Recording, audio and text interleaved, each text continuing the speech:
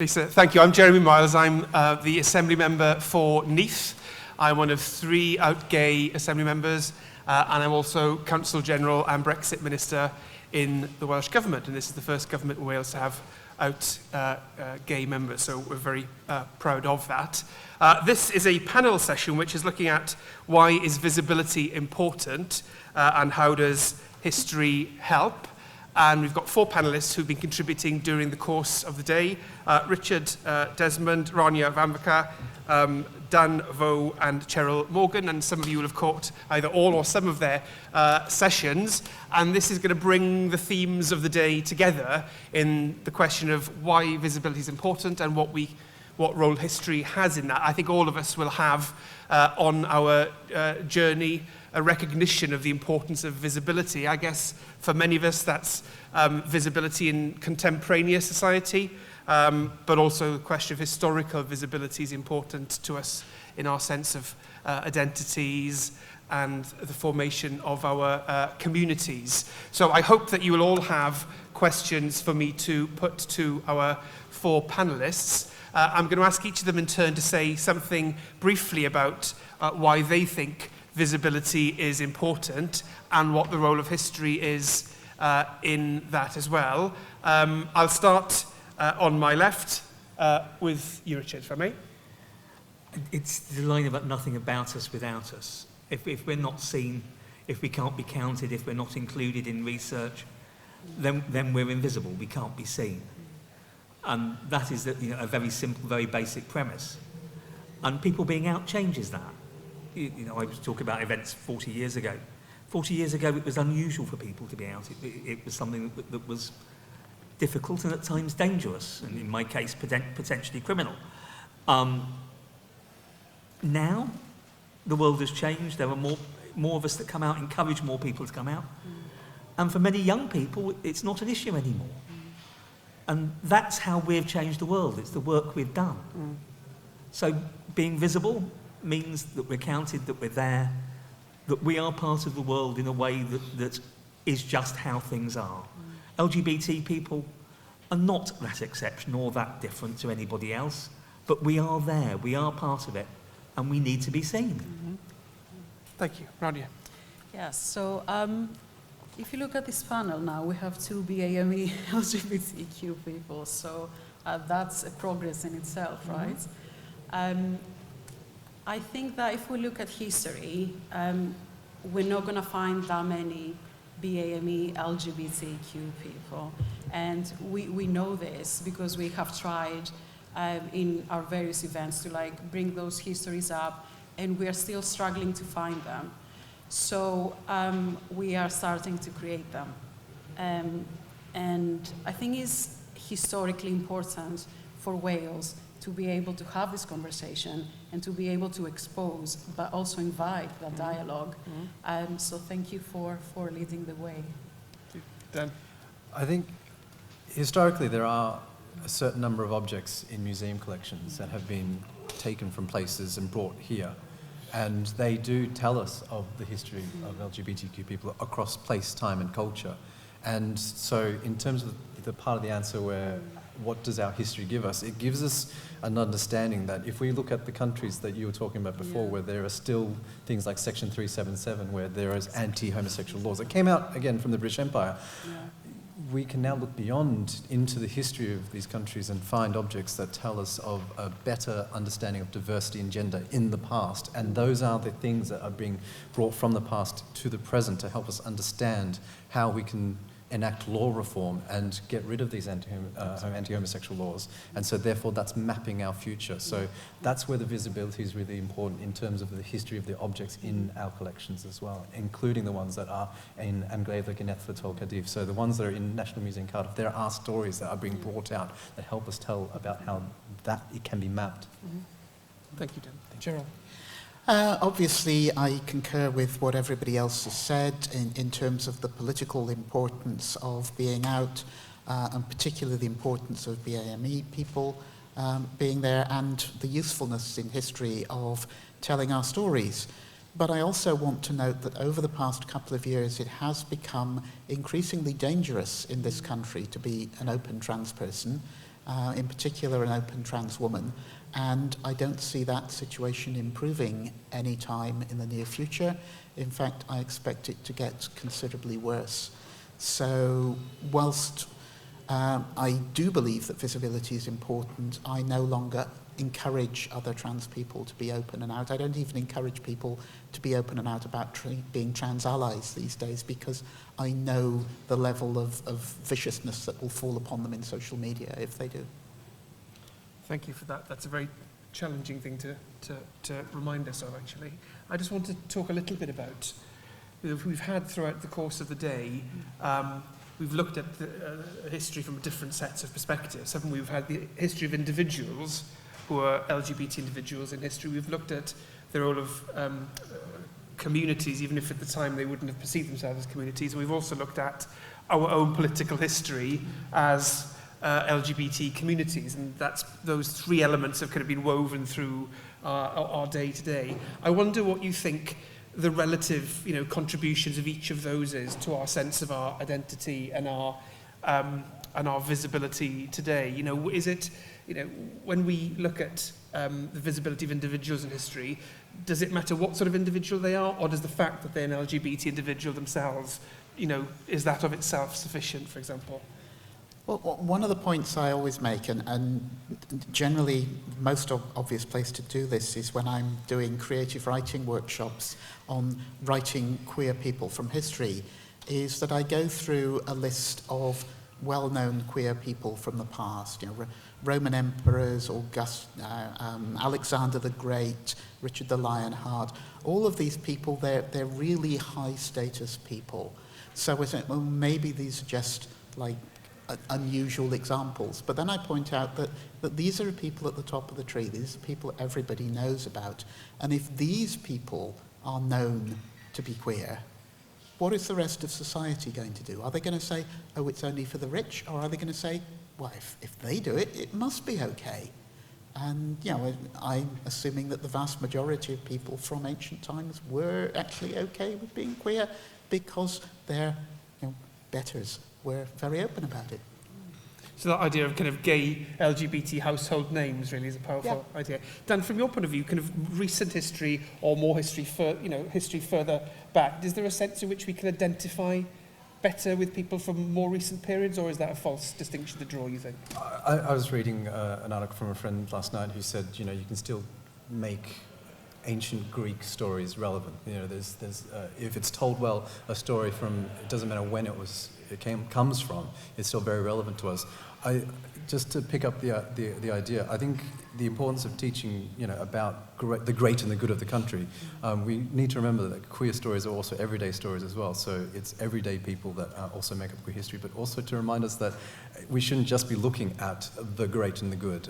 Everybody has a complex understanding of themselves and complex histories, and we also need to recognize that, people were very complicated people. There's light and shade to people, but also you can't tell our stories without also looking at the awful things that happened to us as well, the moments in history where the laws went against us. That helps us understand how we should always constantly be resistant to the things that are, there is I think what you're saying is, we need to continue to be resistant, so we need to keep remembering that history the laws will never always fall on our side.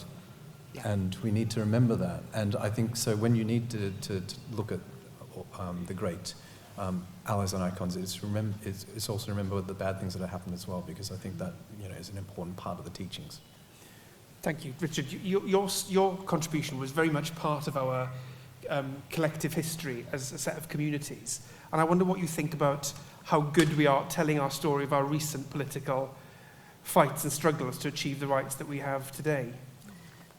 I'm not sure that our current fights are informed by our history. The transphobia that's happening now is a mirror of what happened to us 30 years ago as gay men. Our enemies then are now attacking trans folk now. And in remembering that history, we build on our common purpose and the friendships. And our siblings are being attacked now in the way we were attacked then. And it's seeing each other as siblings and working together that we do affect change, we do change the world, we've done it. Mm-hmm. We know that happened.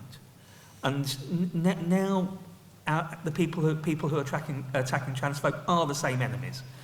And often, because technology has changed and we have social media, cowards hide behind pseudonyms. The attacks are not just from the press in the way that we had, around Section 28, around the start of the HIV epidemic. We had, the attacks on our communities are nothing new. No. It's the same people. And we've learnt from it. We know what happened before. So hopefully we can support each other and build our communities stronger now. I think things like Pride, things like community organisations up and down the country, we are working together, and it's our strength together that makes us stronger. I think that resonates with some of the things you were saying yes. earlier on here. What do you think is the role of history in helping us understand the experience of LGBTQ migrants? Oh, wow. I can see a thread. Yeah. I can see a thread of resilience throughout the history and our current history in the making. And that thread of resilience is what makes us proud. We know what each other, or we have an understanding, a deep understanding of what each other has been through, and how you've been made to feel.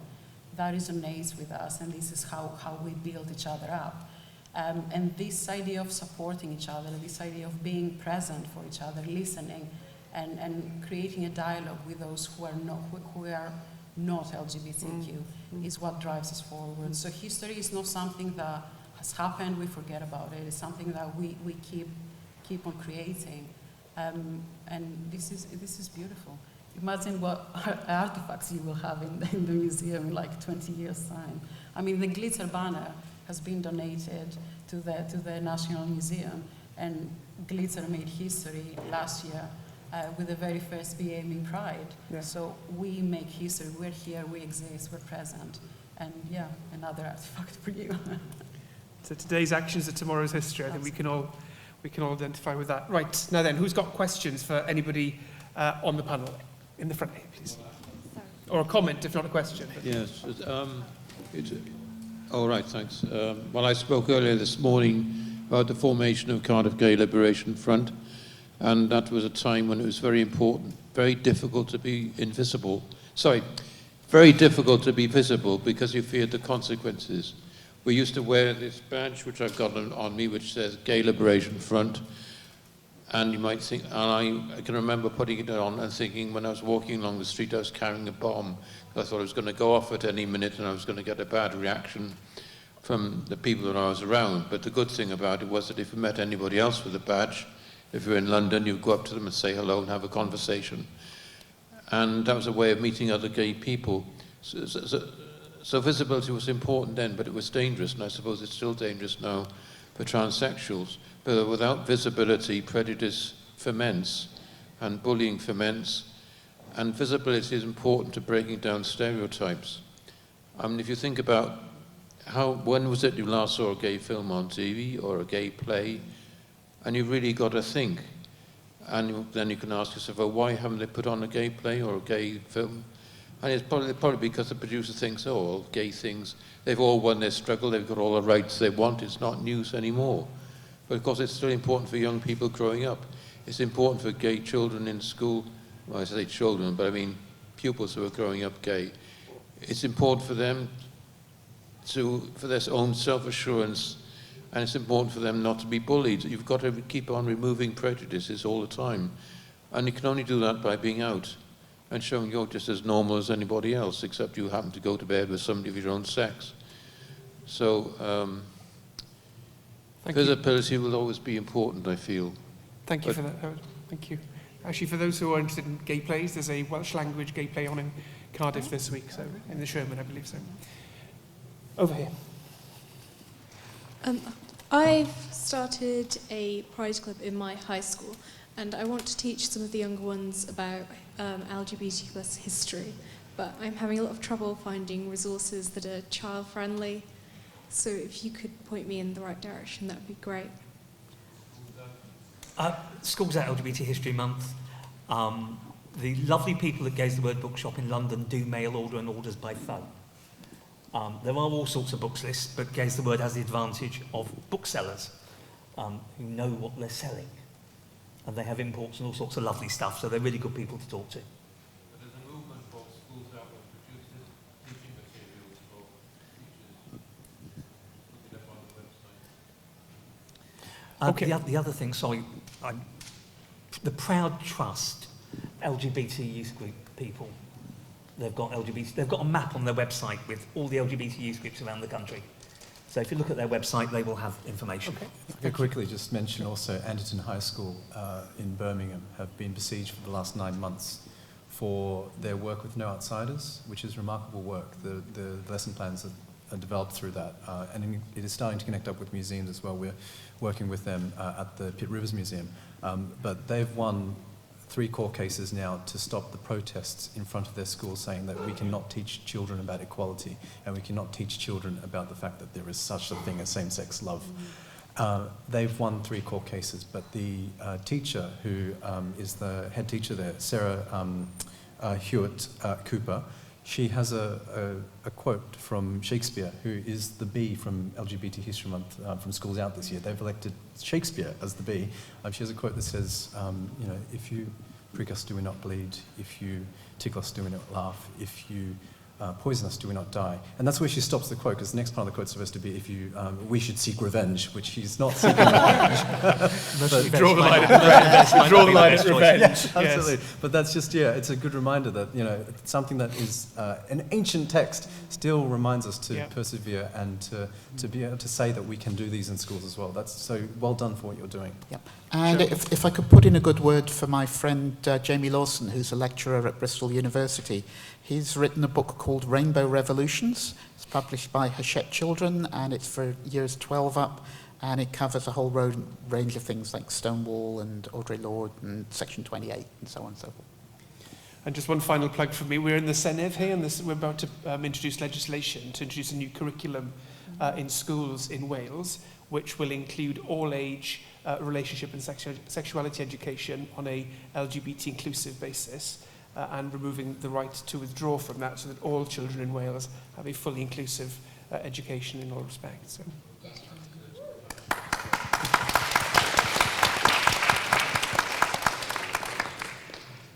Who else has got a question? Or a reflection? Here.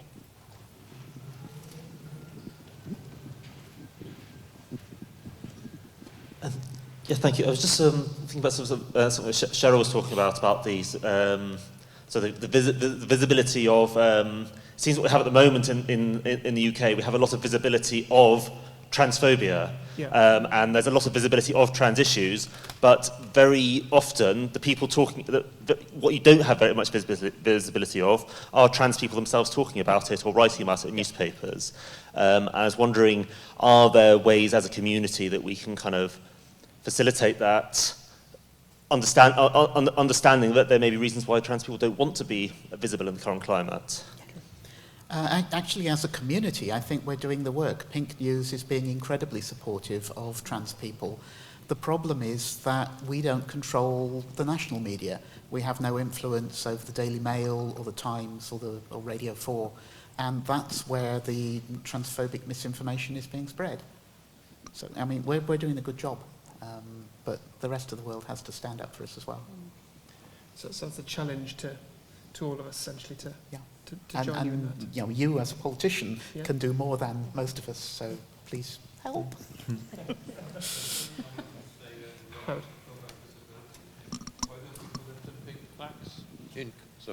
Why don't we put up some pink plaques in Cardiff where gay people used to meet, like the Gay Liberation Front used to meet at RIB, where the gay clubs and pubs used to be, which might perhaps have closed down. This is part of our gay history as well, just like the blue plaques. Good question. Yeah, Good question. Something I've been trying to get us to do in Bristol.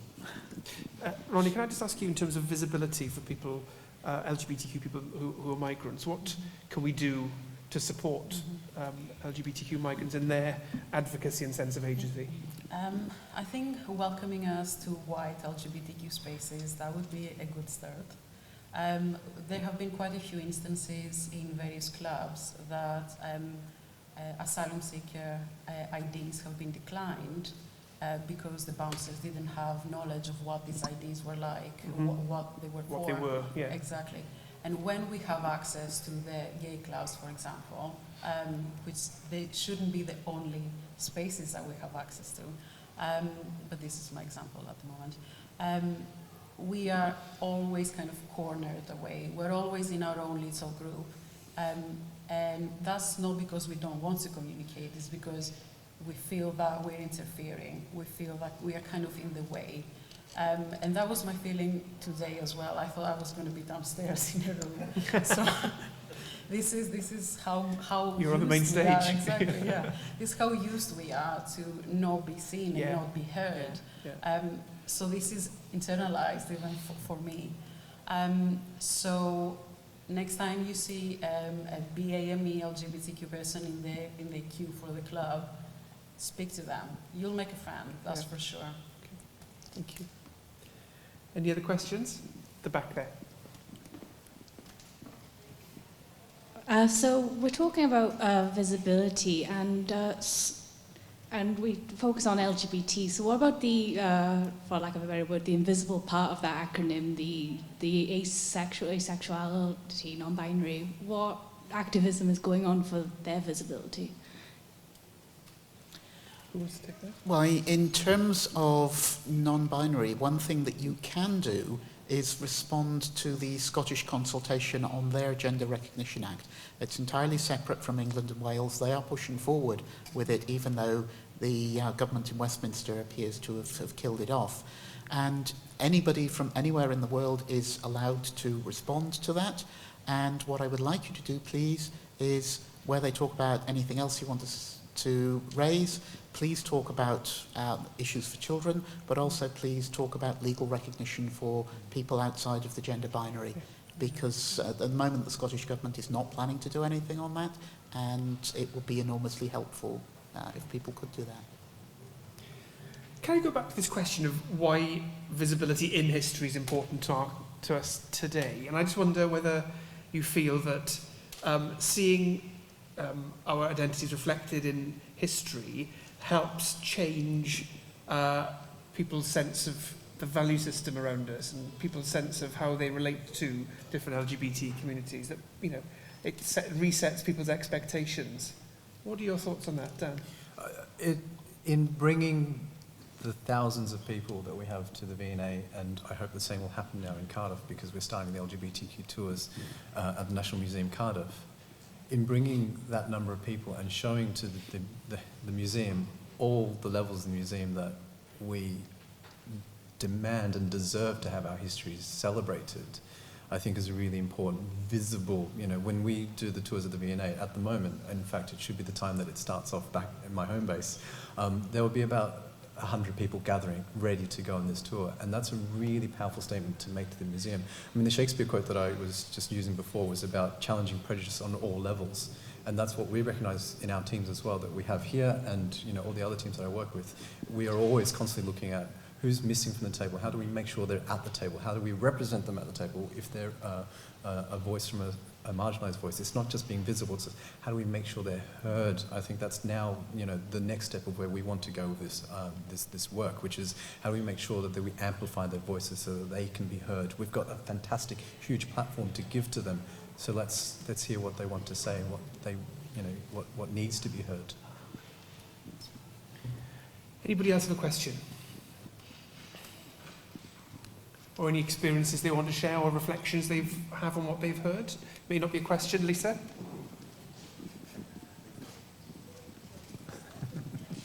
I just wanted to reflect on the changes we've seen in the last 30 or 40 years around the practice of LGBT plus history.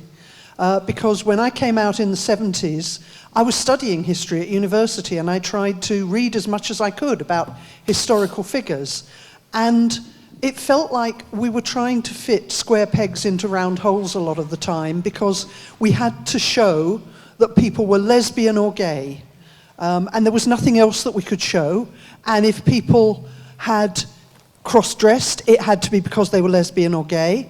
If they had lived as the opposite gender to the one that they were identified as at birth, it must be because they were lesbian or gay.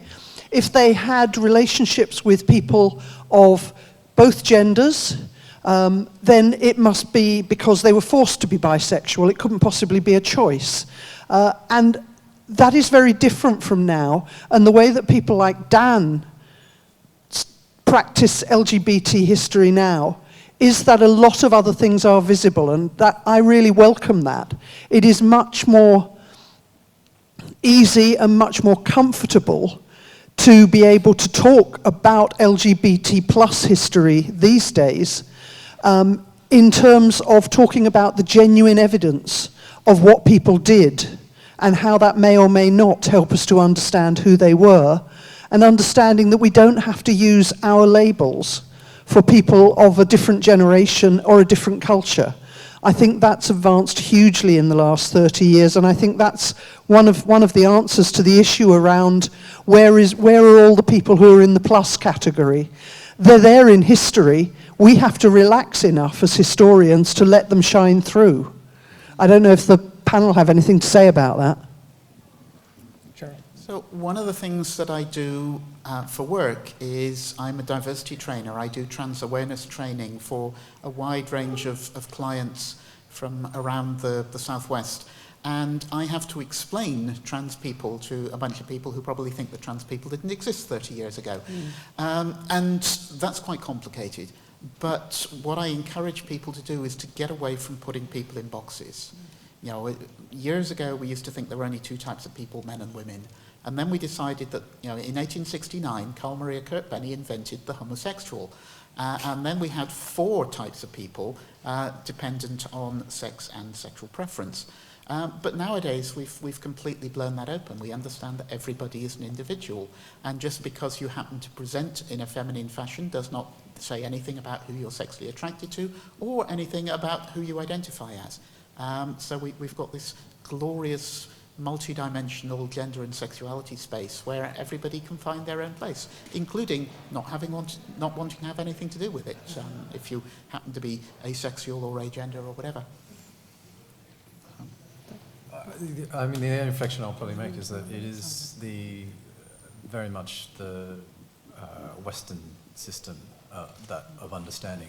And when I'm doing work with, say, the Museum of Archaeology and Anthropology in Cambridge, we are looking at countries around the world, and we have to completely, just stop thinking in binaries and actually look at the way that that particular community looks at gender and sexuality, and try not to understand from our perspective. So I think that's a really important part of that relaxing, I suppose, of it. Yeah, that would have been my point as well. Thanks. So yeah, we are all discussing LGBTQ+ from a Western point of view throughout the day. This is all what we've been talking about. By definition, because this is where we are, like geographically, but there are so many expressions of gender and sexuality around the planet that we cannot fit in tiny little boxes that we have in the West. And this is something that we need to keep in mind going forward like this, but yeah. Richard? Not much to add other than a RuPaul quote, we're born naked, everything else is drag. The idea that gender identity, sexuality, the individual, when we talk to each other and we're allowed into each other's lives, it's as original as our iPad or fingerprint. Yeah. No two people fancy exactly the same other people. We all find ways of getting along. We use generalities, we use labels because they're helpful. They're not always helpful. And when we're talking to people who are agender, people who are asexual, it is part of human experience, and we know that people evolve and change. People think they're straight and find that they find same-sex attraction. People that experience same-sex attraction then find they're in love with somebody of the opposite sex. Humans are not very logical. It happens. Absolutely right. Any more questions from the floor or thoughts? Just one, here in the front. And then one in the back. I'll take the two together so we can then just have a broader I was just discussion. Yes. wondering, how do you see the trend of visibility going forward? I Yeah. mean, there's no doubt that young people in particular now are much more aware and open about themselves and being visible.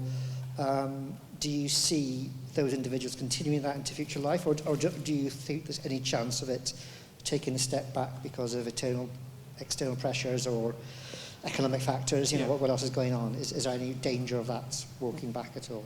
Good question, thank you. I'll take the one at the back as well, and then we'll deal with it together. It's not a question, it's more of a statement. I just want to say personally a big thank you to everybody who's raised awareness today.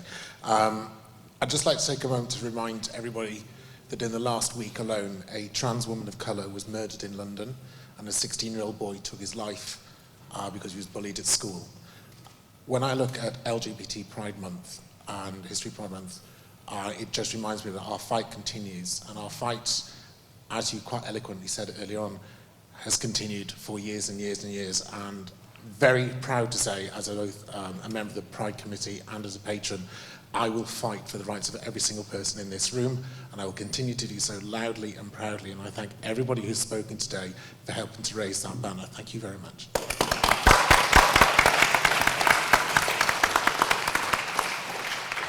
So on that front, I think both those are in a similar space. You're reminding us of the challenge to continue the fight, and your question is, where does visibility go into the future? Dan? Oh, I was hoping you wouldn't start with it first. I haven't time to... Yeah. Oh, wait, this don't me. I think the thing that is astonishing is looking at the strength young people have. If you talk to young people in youth groups, if you talk to young people on helplines or people who contact us by text now, because young people don't seem to like talking quite as much as my generation, they've got an enormous strength. They're taking through what we did. They're going forward in a way that is entirely positive, with none of the baggage that we bring with us, and that is wonderful.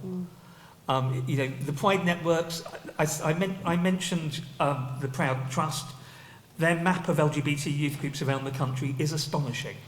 There isn't a big city in this country that hasn't got an LGBT youth group, which is a huge step forward. And those young people don't have any of our baggage. They're just there. They're out. And they're visible. They're there. They're doing stuff. Yeah. And they're the future. Thank you. Cheryl, indeed. Yeah, I would certainly echo the strength and commitment of young people. When I'm doing trans awareness courses, one of the things that strikes me is a number of people who tell me that they've come on the course because they have been shamed into it by a teenage child. You know, their child has said, "Mum, Dad, you're so transphobic, you need to get educated." So, you know, that's great. But I'm also aware that the current government in Westminster has an 80-seat majority. If they want to pass anti-queer laws, they have perfectly got the power to do so. If I'd had the ability to apply for Irish citizenship, I would have done so, but I don't. I could apply for Welsh citizenship. Help! Granted.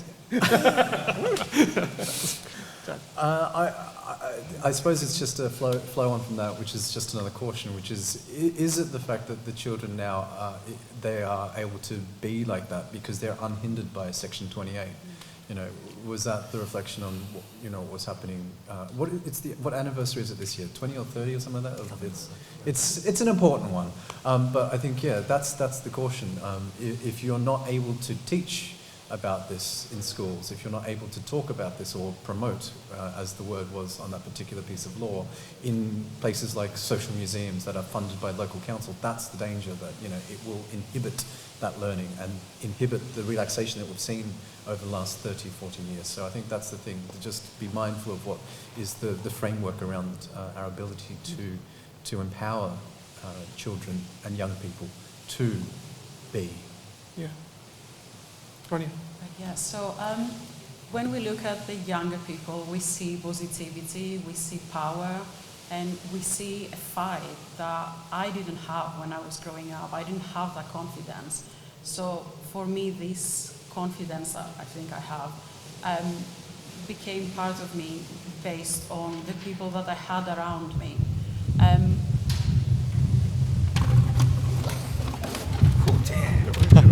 Yes. Thank you. So I think in order to keep on fighting, we have to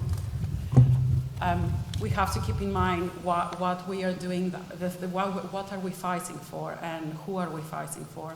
And we cannot fight if we're pessimistic. We have to be positive, despite all adversity, and we have to be resilient. We know we are resilient, and this is what we need to take forward. Can I just add one more thing, which is after every storm there is a rainbow. So, so I think that last set of exchanges is really important as a means of just drawing together the discussion we've had, because I sensed in that a sense of optimism about people perhaps being more ready and willing and able to be visible into the future, but actually that isn't the same experience for all parts of the LGBT communities that we are drawn from. And I think that message of creating tomorrow's history, the call, the duty and obligation on us today is to carry on and spread the work of making sure that all parts of the LGBT communities have the entitlements and the rights which they deserve, and to make sure that we are continuing the work that others have done before us, so that when it comes to creating the history for tomorrow, we are handing on a positive legacy into the future. So I'd like to thank all our panellists for their contribution on this panel and throughout the day, and thank you all for your questions and reflections. Diolch yn fawr iawn. And thank you, Jeremy. Thank you.